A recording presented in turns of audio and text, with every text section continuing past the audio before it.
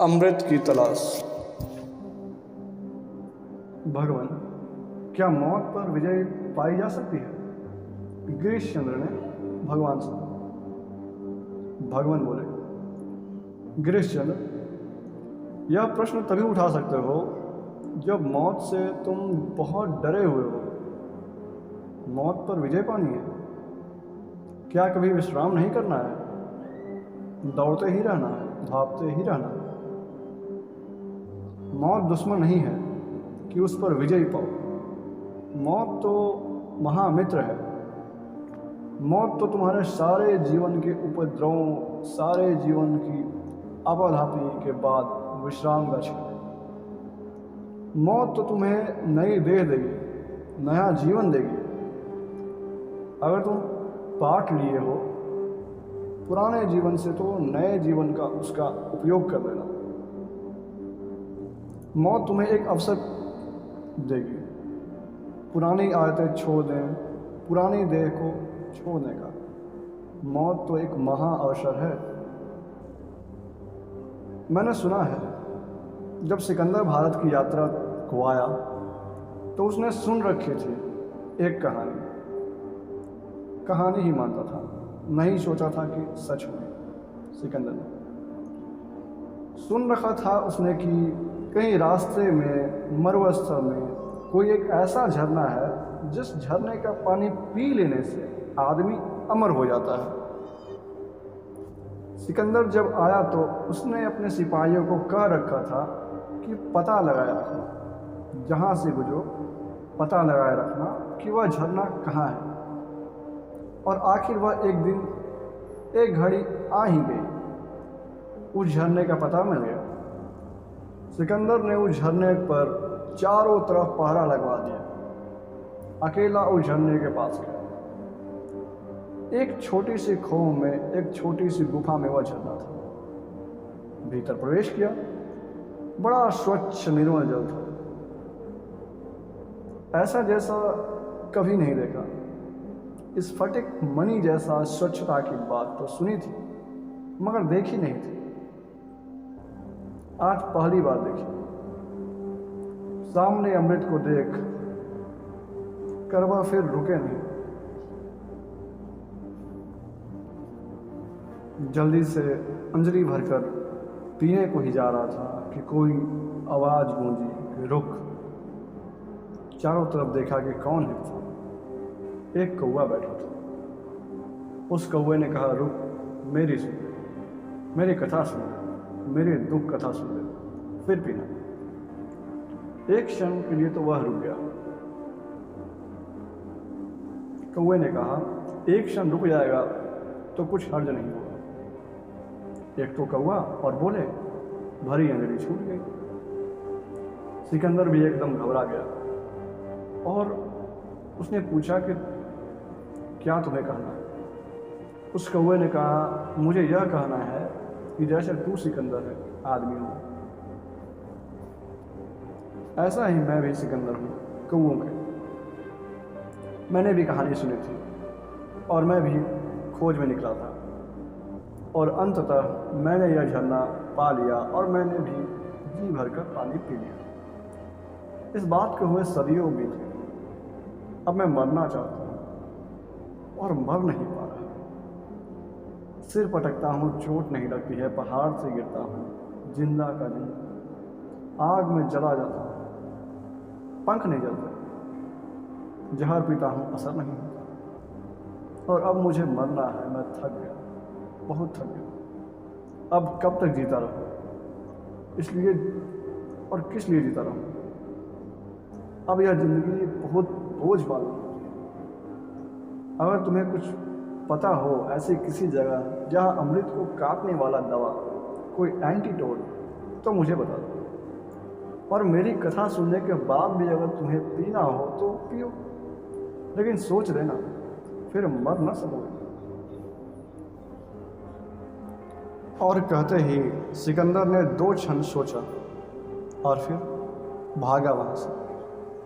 भागा इसलिए कि कहीं प्रलोभन में पी ही न ले। ऐसा भागा कि उसने लौट कर पीछे नहीं देखा। कभी कोई उससे बात भी छेड़ता था उस झरने की तो वह बात नहीं करता था। वह कहता था कि उसकी बात ही मत करो, उस झरने को मैं बात ही नहीं सुनना चाहता। गिरीश चंद्र, तुम पूछते हो क्या मौत पर विजय पाई जा सकती है? क्या करोगे मौत पर विजय पाकर? मौत जीवन की विपरीत अवस्था नहीं है, जीवन को नित्य नया करने की व्यवस्था है। मौत से गुजरकर जीवन नित्य नूतन हो जाता है। मौत जीवन का अंत नहीं है, जीवन तो शाश्वत है। जीवन को जानो तो तुम्हें जीवन की शाश्वतता पता चल जाए। जीवन तो अमृत है ही, अब किसी और अमृत की जरूरत नहीं। और मौत को जीत कर क्या करोगे? असली सवाल यह नहीं है मौत को विजय किया जाए, असली सवाल यह है कि जीवन कैसे जिया जाए। क्या फिजूल की बात पूछते हो? अभी जिंदा हो, इस जिंदगी का उपयोग हो सके, कैसा सदुपयोग हो सके, ऐसी बात पूछो।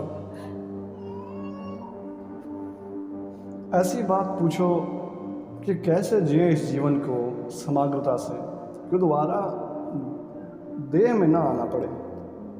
ऐसी कुछ बात पूछो कि कैसे जिए परिपूर्णता से इस पृथ्वी की परीक्षाओं में फिर न आना।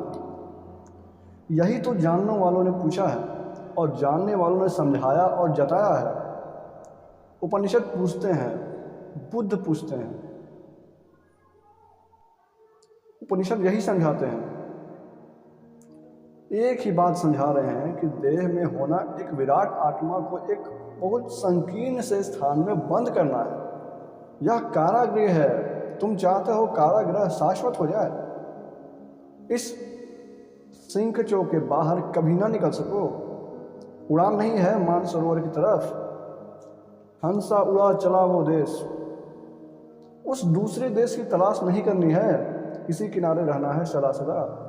और पाया क्या है इस किनारे? खोया ही है सिर्फ। नहीं, मृत्यु को शत्रु मत मानो। मृत्यु के दो उपयोग हैं।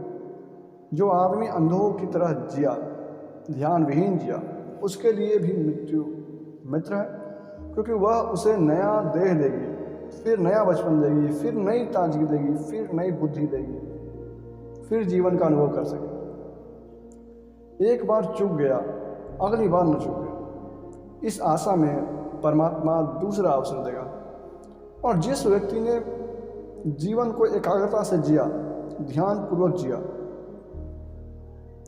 जीवन को समाधि के रूपांतरित कर लिया, उसके लिए दूसरा देह नहीं है। उसके लिए तो परमात्मा में निमग्न होने का अवसर होगा।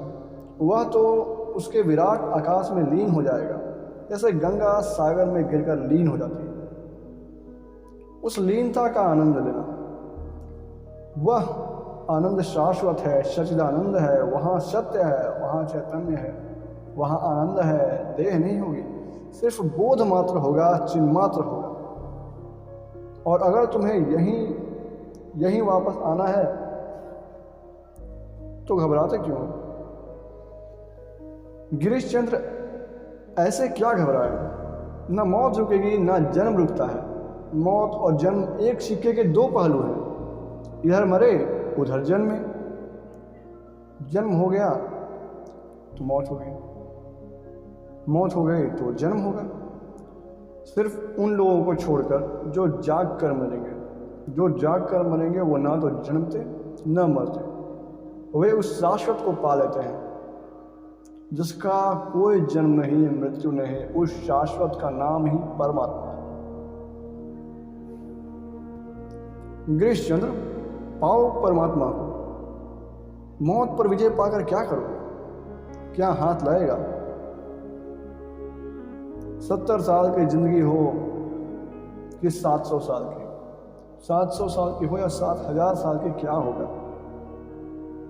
तुम वही दोहराए जाओगे। इतना दोहराने से भी तुम्हें समझ नहीं आता। इन्हीं गड्ढों में फिर गिरोगे, यही भूल फिर करोगे। नहीं, मौत पर विजय नहीं पानी है, जीवन पर विजय पानी है। और जीवन पर विजय कैसे मिलती है? उसको मिलती है जो जीवन को जान लेता है। हम अपने से ही अपरिचित जी रहे हैं, यह अभी पता नहीं है कि कौन हूँ और मौत को जीतना चाहते हैं। डुबकी मारो इसमें कि मैं कौन हूँ, पूछो एक प्रश्न सतत मैं कौन हूँ, और इतना उत्तर खोज लो। और उत्तर ख्याल रखना, उधार ना हो। मेरा उत्तर तुम्हारे काम का नहीं है, ना बुद्ध का उत्तर तुम्हारे काम का है, ना महावीर का, ना कृष्ण का। किसी का उत्तर तुम्हारे काम का नहीं है। तुम्हें अपना उत्तर खोजना होगा। अपना सत्य ही मुक्त करता है, दूसरों के सत्य सिद्धांत बन जाते हैं, प्रिंसिपल संप्रदाय बन जाते हैं। दूसरों का सत्य तो बंधन बन जाते हैं।